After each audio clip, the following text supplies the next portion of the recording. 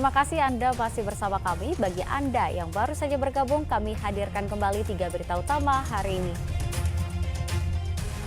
Pasca penetapan tersangka baru, polisi gelar prareka ulang pembunuhan 2 sejoli Vina dan Eki di Cirebon. Pembajak konten berbayar video.com diringkus karena menyiarkan ulang konten melalui Telegram dan telah meraup untung ratusan juta rupiah. Warga kembali antre untuk menerima bansos beras 10 kg lantaran harga beras masih mahal.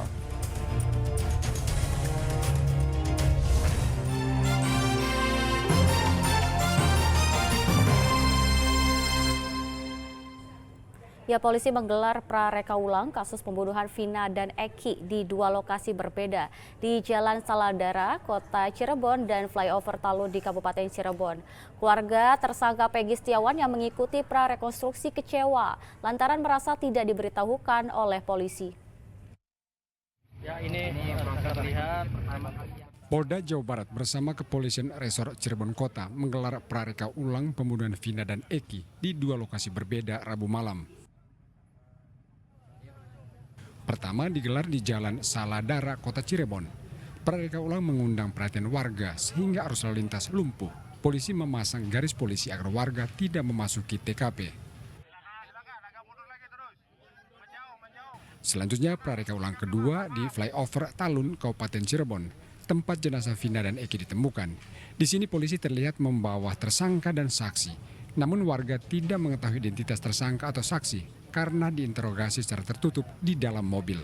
Polisi menandai 2 titik di tepi jalan dengan warna berbeda yang diduga titik jasad Vina dan Eki ditemukan. Namun polisi belum memberikan keterangan terkait prareka ulang ini. Pihak keluarga tersangka Peggy Setiawan ikut menyaksikan proses prareka ulang. Namun mereka merasa kecewa lantaran tidak diberitahu polisi terkait kegiatan prareka ulang. Sangat kecewa. Kenapa, Bu? Kenapa Kecewanya kenapa, Bu? Pemberitahuan. Ya, Ibu yakin Peggy ada di dalam sana, Bu? Nggak tahu. Ada di dalam mobil, Ibu yakin? Karena nggak dikasih tahu ya Bu ya? Iya. Nggak ada infonya. Tadi melihat anak Ibu nggak di dalam mobil ataupun di luar? Nggak tahu, nggak kelihatan. Tidak.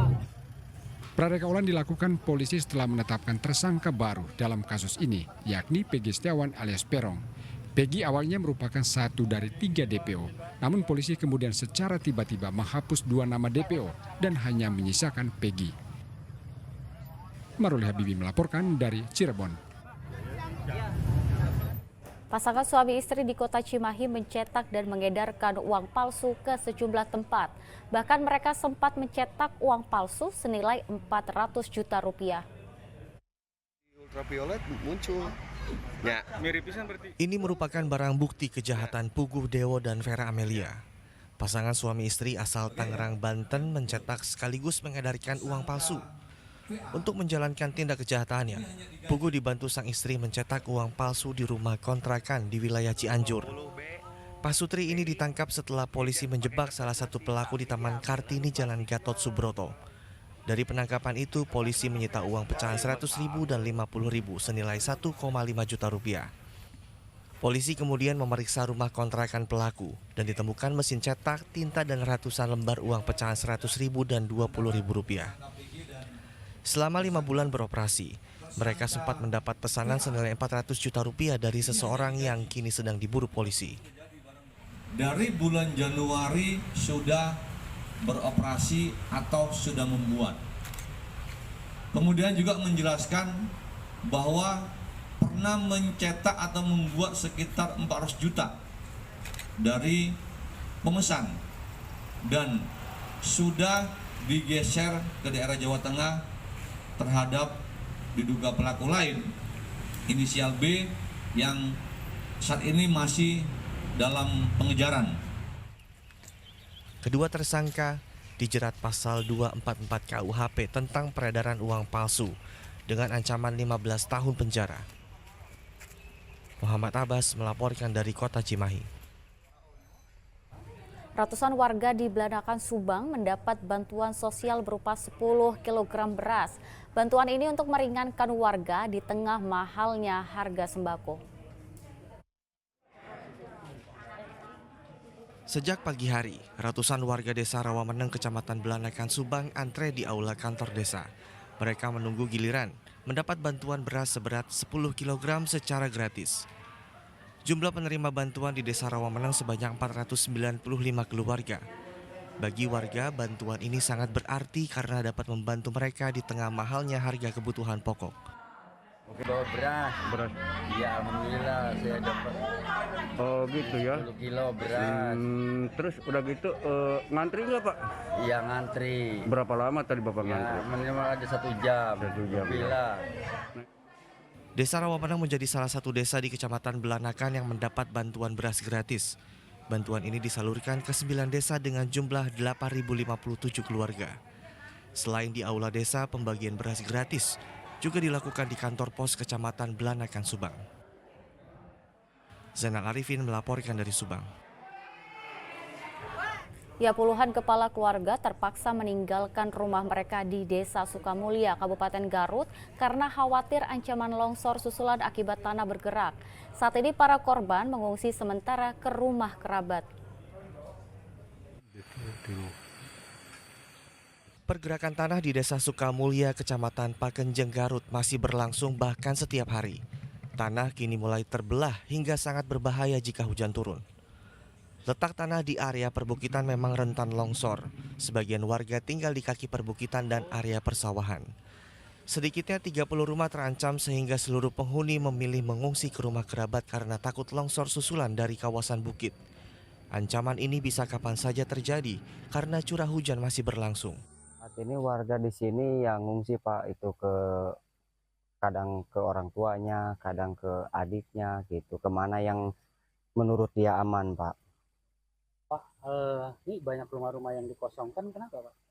Di sini banyak rumah yang dikosongkan itu karena takut dari atas. Takut ya, dari atas itu turun ya pasti ke sini Pak. Warga kebanyakan di sini kalau cuaca ya bagus, kadang ke rumahnya ya terlalu cuaca jelek. Nggak pernah ke rumahnya itu Pak karena takut.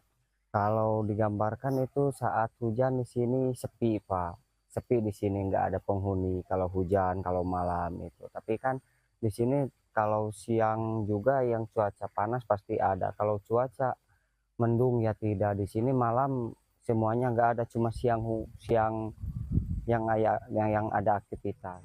Warga hanya kembali ke rumah siang hari untuk mengecek kondisi rumah dan lahan persawahan.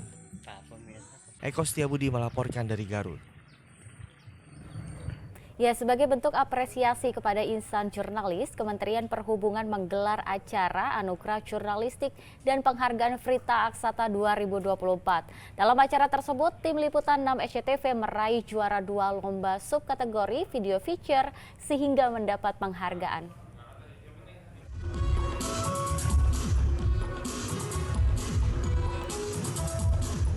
Tarian ini menjadi pembuka acara Anugerah Jurnalistik dan Penghargaan Frita Aksata yang digelar oleh Kementerian Perhubungan di Ruang Mataram, Jakarta Pusat pada Rabu siang. Anugerah Jurnalistik merupakan puncak dari rangkaian kompetisi jurnalistik bertema transportasi maju menghubungkan Indonesia yang digelar sejak 1 Januari sampai dengan 15 Mei tahun 2024. Kompetisi bagi seluruh jurnalis Indonesia, mulai dari media cetak, elektronik maupun daring yang diikuti lebih dari 300 karya. Dari ratusan karya yang masuk, Liputan 6 SCTV menjadi juara kedua lomba subkategori video feature dengan judul Wajah Baru Stasiun Garut. Dan ini dia sekilas liputannya. Setelah tak dioperasikan selama hampir 40 tahun, jalur kereta api Cibatu Garut kembali hadir melayani masyarakat sejak Maret 2022. Diaktifkannya lagi jalur kereta api ini membuat warga Garut dan sekitarnya bisa langsung naik kereta api menuju ke Bandung dan Jakarta. Ayus, SCTV. Pada kesempatan yang sama, Kementerian Perhubungan juga memberikan penghargaan Frita Aksata kepada SCTV. Penghargaan Frita Aksata sendiri memiliki arti pemberitaan yang tidak pernah putus atau pemberitaan yang terus berlanjut. Penghargaan itu diberikan kepada para media yang telah memberi dukungan pada pelaksanaan angkutan Lebaran 2024 melalui pemberitaan yang intensif. Tim Liputan melaporkan dari Jakarta. Sejak tahun 2022 lalu, stasiun Garut beroperasi kembali. Udah ada yang pernah naik kereta untuk menuju ke kota Garut? Stasiun ini dulunya pernah berhenti beroperasi hampir 40 tahun loh. Kira-kira kenapa dan bagaimana dampak aktifnya kembali stasiun ini? Berikut laporan yang menyabet penghargaan juara 2 Kemenhub Award 2024.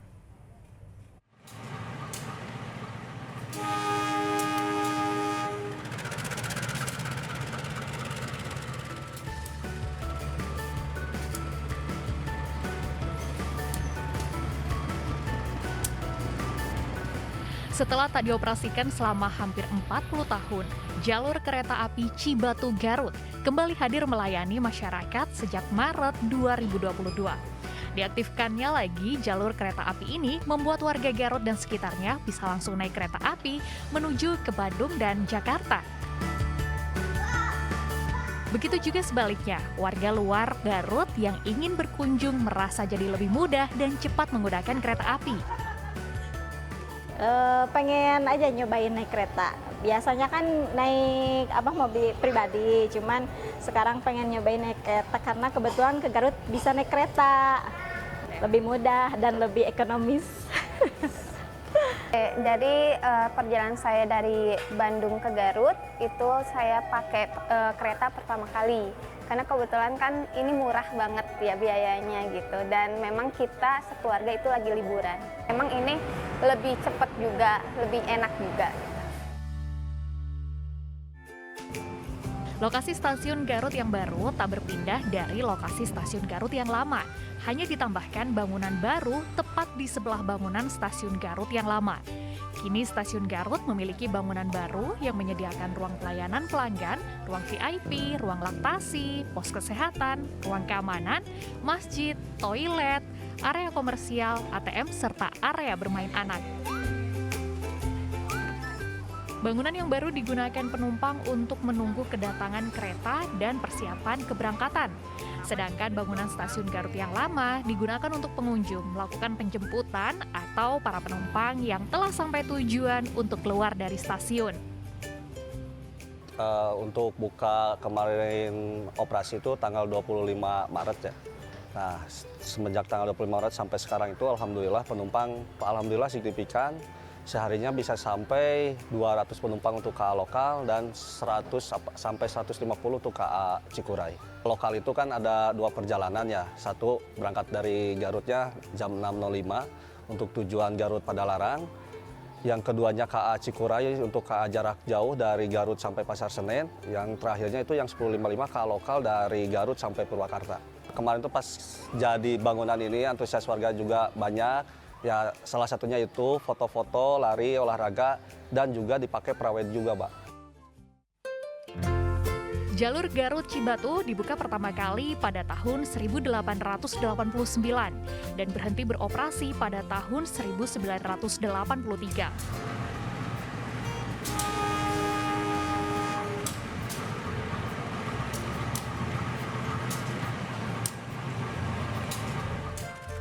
Melihat potensi yang ada tahun 2018, PT Kereta Api Indonesia dengan beberapa instansi berkaitan seperti Balai Teknik Perkeretaapian dan Kementerian Perhubungan mulai melakukan proses mengaktifasi jalur. Mengaktifkan jalur kereta api ini tak hanya mengganti rel lama dengan rel baru, namun juga termasuk mempersiapkan lingkungan yang aman sepanjang jalur kereta api beroperasi.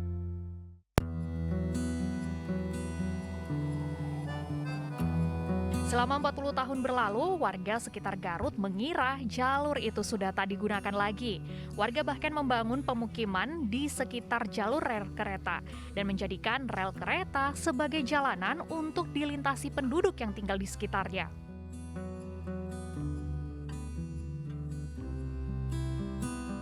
Pas ada tiang listrik di depan itu, dulu itu bekas toko anak ibu konter, ibu belakangnya sininya warung nasi gitu. Jadi pas rumah ibu sampai sini, sampai rel sini, pas rel sini itu pagar bambu.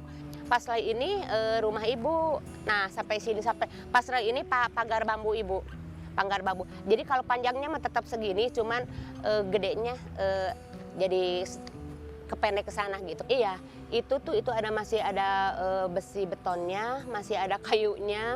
Kereta datangnya kan nggak tiap jam gitu ya. Ini juga kan paling sehari cuma 2 kali, 3 kali sama malam, udah aja. Nyaman lah buat ibu.